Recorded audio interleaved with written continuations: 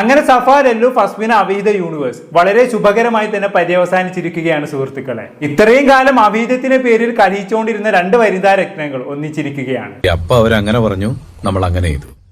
ഇപ്പൊ ഇങ്ങനെ പറയുന്നു, നമ്മൾ ഇങ്ങനെ ചെയ്യുന്നു. ഇനി ആരെങ്കിലും അത് കാണാത്തവരുണ്ടെങ്കിൽ ദാ കൺ തുറന്ന് കാണും.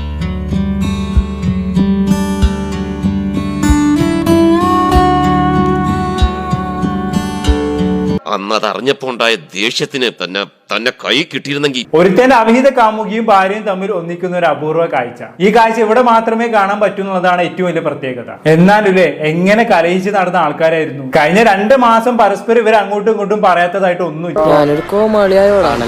എന്ത് കളിയാടാ ഇത്?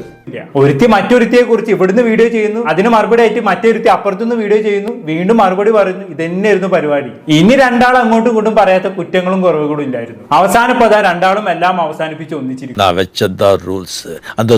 ഇഷ്ടത്തേക്ക് അപ്പ മാറ്റിട്ടേ വിശ്വാസത്തിന് ഒരു രൂപമുണ്ടെങ്കിൽ അത് നീയാണ് കട്ടപ്പ.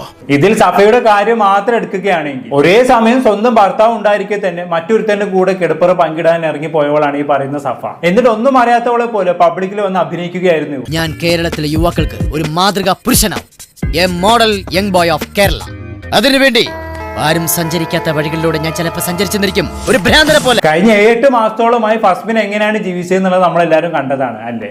സ്വന്തമായിട്ടൊരു യൂട്യൂബ് ചാനൽ തുടങ്ങുന്നു, എന്നിട്ട് അതിൽ സ്വന്തം ഭർത്താവിന്റെ അവിഹിത കഥകളും കോഴി ചാറ്റുകളെയും കുറിച്ച് വന്ന് സംസാരിക്കുന്നു, അതിന് തെളിവുകൾ പുറത്തുവിടുന്നു.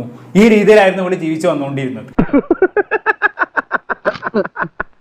ഇതൊക്കെ അവനവന് പറ്റുമ്പോഴേ പഠിക്കൂ. ഇവരുടെ ഈ സ്നേഹാഭിനയത്തിന് ഓസ്കാർ കൊടുക്കണം. അങ്ങനെ അവർ പരസ്പരം ഒന്നിക്കുകയാണ് സുഹൃത്തുക്കളെ. ഇപ്പൊ ഇവരെ സംബന്ധിച്ച് പറയുകയാണെങ്കിൽ ബെസ്റ്റ് ഫ്രണ്ട്സ് ആണ്, ബഡാ ദോസ്തുകളാണ്. ഞാൻ തുടക്കത്തിൽ പറഞ്ഞ മാതിരി ഒരുത്തന്നെ അവിഹിത കാമുകിയും ഭാര്യയും തമ്മിൽ ഉറ്റ സുഹൃത്തുക്കളായി മാറുന്ന ഒരു അപൂർവ കാഴ്ച. ആഹാ, കാണുമ്പോ തന്നെ 2 കൊടുക്കാൻ തോന്നുന്നുണ്ടല്ലേ. ഇനി ഇവിടെ നിന്ന് അഴിവണ്ടാവാ, നമുക്ക് അങ്ങോട്ട് മാറിയിക്കാം. ഇങ്ങക്ക് നാണമില്ലല്ലോ, എല്ലായിടത്തും വലിഞ്ഞു കയറി പൊയ്ക്കോളൂ.